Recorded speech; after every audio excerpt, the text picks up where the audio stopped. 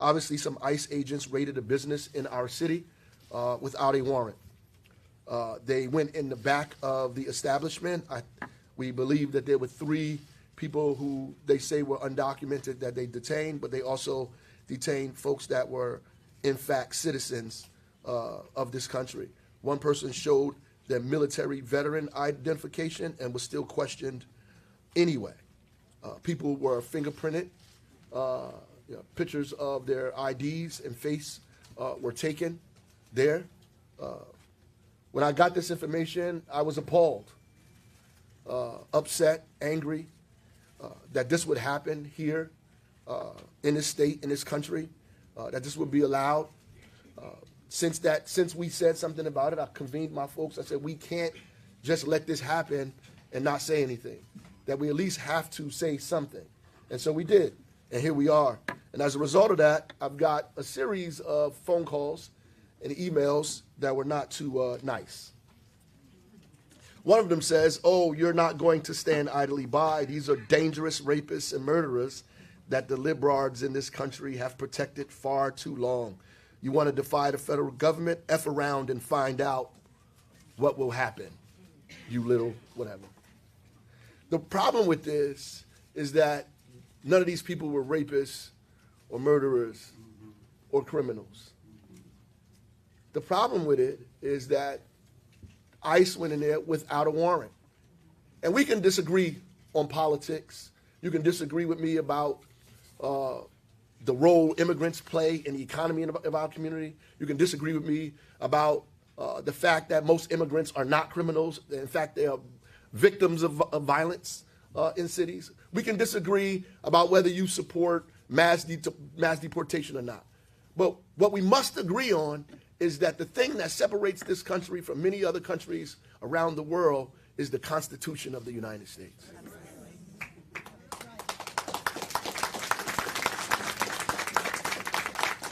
Now, we can't quibble about the Fourth Amendment. We can't quibble about the 14th Amendment, that everybody has the right to due process, that we should be secure in our person, in our papers, in our property from undue search and seizure. Some smart men came up with this a long time ago, and now it's the constitutional laws that we live by, and nobody has the right to go around those laws, to disregard them. It's a slippery slope when we think it's okay to suspend the Constitution of the United States in order to make a political point or statement. That ICE response in their letter that they put out, they say, well, in a very cavalier way, these things happen. There will be some citizens who we're going to ask for their ID and their paperwork. There are going to be some citizens who we stop and question. So then my response to that is, how do you determine who's undocumented and who's a criminal just by looking at them? And if we allow people to identify us or put us in categories of criminal or any other thing just by the way we look, then we're going back to a time that was very dangerous in this country, specifically for people that looked like me. I got a letter that said we should arrest the store owner. An email, we should arrest the store owner. I mean, this kind of talk in America is not democracy. This is not the Constitution. This is not a nation of laws. And these are people who say they want to uphold the law, uphold the Constitution, that they love this country. Well, what do you love about this country? The right for us to be secure in our papers. The right for us to have the freedom to practice any religion we want. The right for us to speak, right? The right for us to assemble. The right for us to protest. The right for us to speak any language that we want. This is what we love about this country, that we're not persecuted because of our background. We're not persecuted because who we are. We're not persecuted because what we believe or what we think. What we love about America is the Constitution, right? The Bill of Rights, the things that allow us to do what we're doing today. Say that we want to protect folks in our community, our neighbors. Our neighbors. and our family members, that we have a right to protect them, and we will protect them. And I don't care if you write 1,000 terrible emails or call me all day, every day. The fact of the matter is, we believe in democracy in Newark, New Jersey, and we're going to stand on democracy here, and we're going to fight for all of our residents in this city, no matter what that looks like for us. So there's a whole host of people that is supposed to speak today. Mayor, we need the Immigrant Trust Act. We can do that in Newark, but the rest of the state needs it. We need the Immigrant Trust Act. Where's Governor Murphy? Where is Governor Murphy? We need the Immigrant Trust Act now. It's the only thing that's going to protect our people from this happening further. I appreciate the passion and the anger, and you should be passionate and angry. Let us get through this press conference and the steps that we need to take further. We will definitely convene and talk about what we need to do outside of us being in this room today. I'm looking for the run of show here. Okay, sorry. So first, remarks, New Jersey Alliance for Immigrant Justice, Executive Director Amy Torres. Thank you.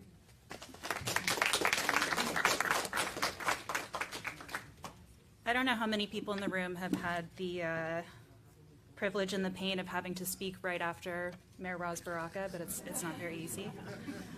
My name is Amy Torres. I'm the Executive Director with New Jersey Alliance for Immigrant Justice. We are the state's largest immigration coalition. We are the state's largest immigration coalition in a state that has one of the largest immigrant populations in the country. If you are a member of the Alliance or you are affiliated with us some way, can I hear your voice right now?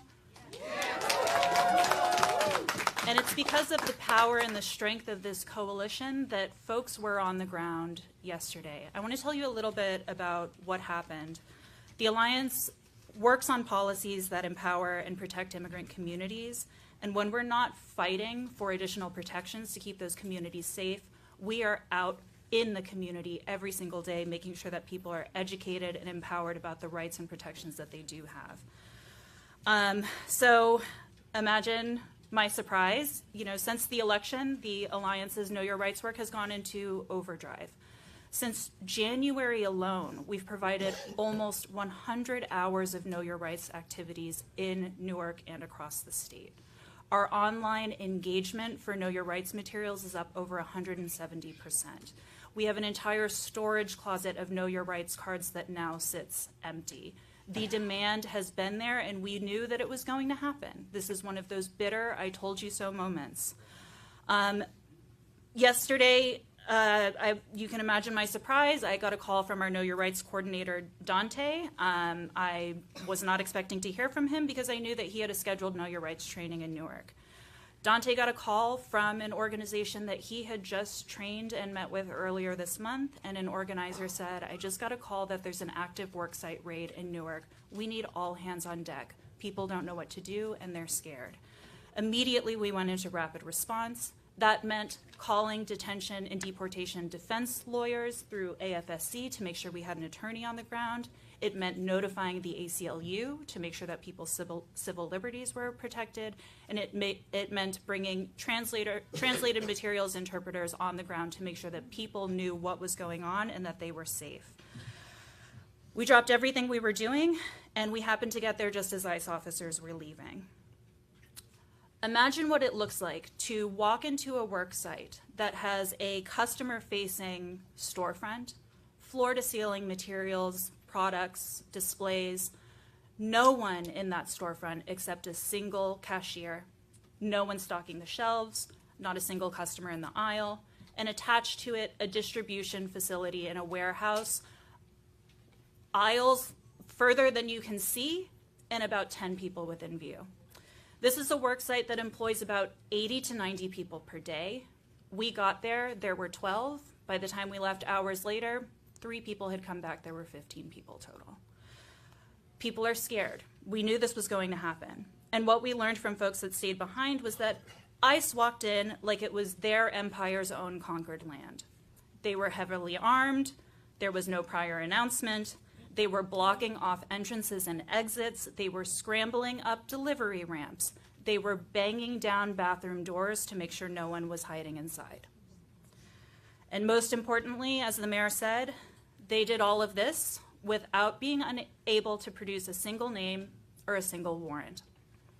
As you've heard by now, there were arrests, there were interrogations.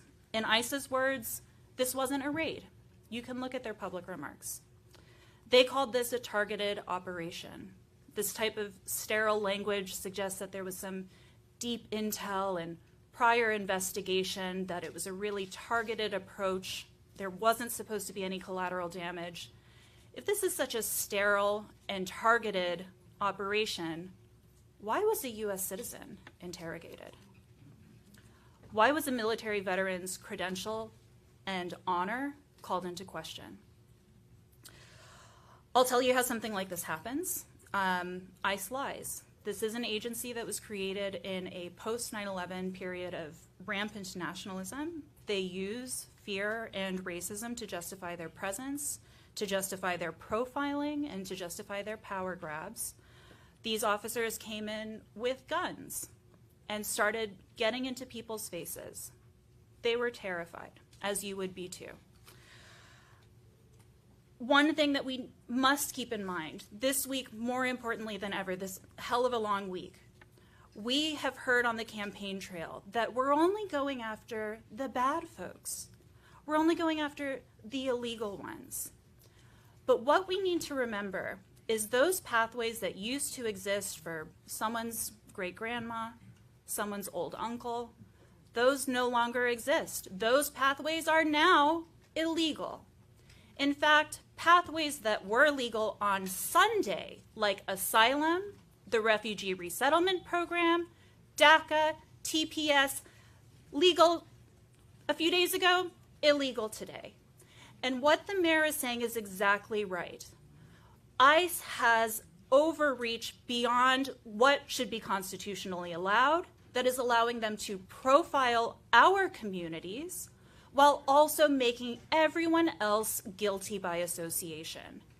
If they can't deport and physically detain you, they want to detain you into the isolation of your own home so that you're disenrolling your kid from school.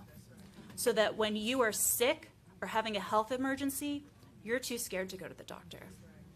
When your wages are being withheld from you, when your landlord is refusing to turn on the heat, you say nothing because, God forbid, that should put you on ICE's radar. In a lot of ways, we're lucky this happened in Newark. Our provider network is deeply resourced here. We have allies in local government. We have allies in the council, in the state legislature, and in our federal delegation here in Newark. That doesn't exist in other corners of the state.